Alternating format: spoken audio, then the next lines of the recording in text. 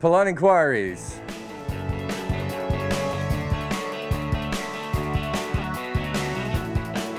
Sidintra says, can Dhoni's 11 ever cross 300 plus score without losing half their side, or also without the help of their tail enders? It's important to note that India batted an entire day today and only lost 7 wickets. England, even if they have the opportunity to enforce the follow-on, might not. They don't want to, because they want to give their bowlers 40 overs with their feet up, which means they could end up setting something like 400 in 130 overs against a side that's brilliant at ODI cricket. Matthew says, with this attack for England to take 20 wickets, Anderson and Broad need to bowl about 200 overs. Please check my maths. Well, he's not far out, is he? It's 184, but... I thought Woakes bowled pretty well today. They looked a bit reliant on Anderson and Broad, but hey, at least England's senior players perform like senior players. You know, They led for the front, so let's not make a negative out of that, maybe. Atulia says... How is Atulia? Good, close personal friend. Do you think India are being too arrogant against spinners when they play abroad? They have spent years dominating spinners. They come abroad, they see a part-time spinner and they want to eat him alive. It makes sense, but it didn't work today. I think Rahane, look, that could happen to anyone. That just happens. I wouldn't read anything into that. He's a brilliant player. Samuel says, what is it that Woakes does for Warwickshire that he's been missing from his England career so far? Well, he has you there.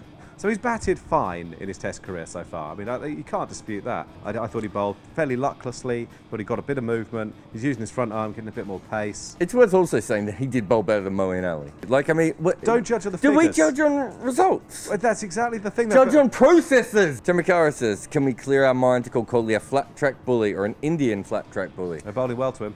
Let's just give a bit of credit to England. They're playing to his ego. They're making him reach outside off stump. They're tying him down.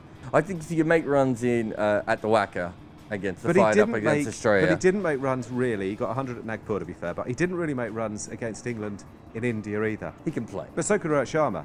And so could Wade, so could Graham Hick, and so could Mark Ramprakash, and they didn't make it.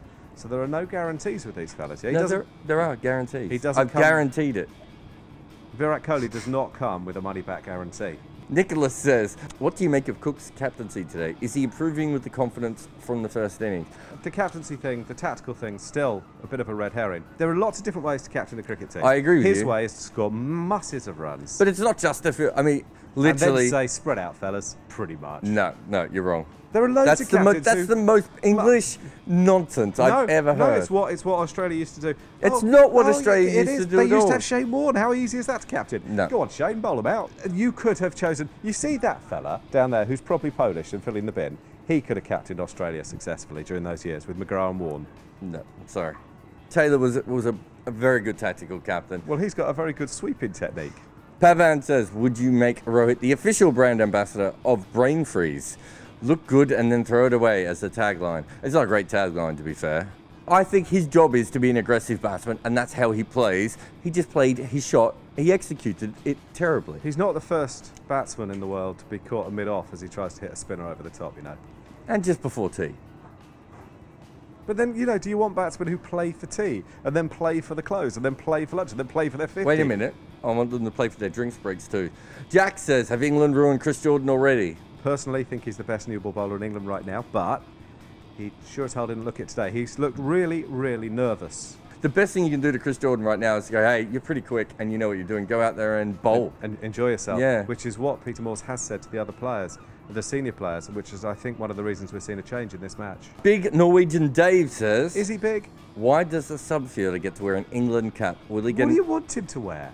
You want him to surely be feeling comfortable and part of the unit. So it'd be utterly ridiculous if he wore a hat that said, I'm an imposter. Yeah. And he should never be hatless. Not in this sun. It'd be ridiculous. Dave Clark says, now that cricket is not the place for politics, will we totally forget Basil D'Oliveira?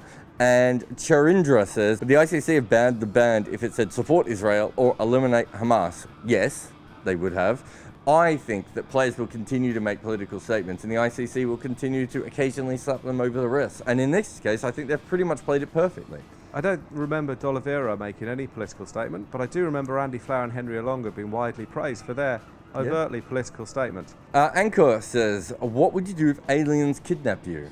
I would breed with them and create a race of super beings. I'd teach them leg spin.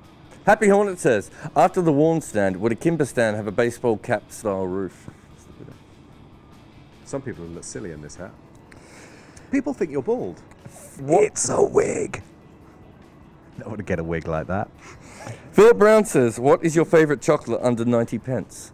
I don't know, because we don't have to buy our own chocolate, because Investec give us chocolate all day. They're like feeders, aren't they? Are we doing an Investec plug? Oh, no, but I was just being honest. See you tomorrow.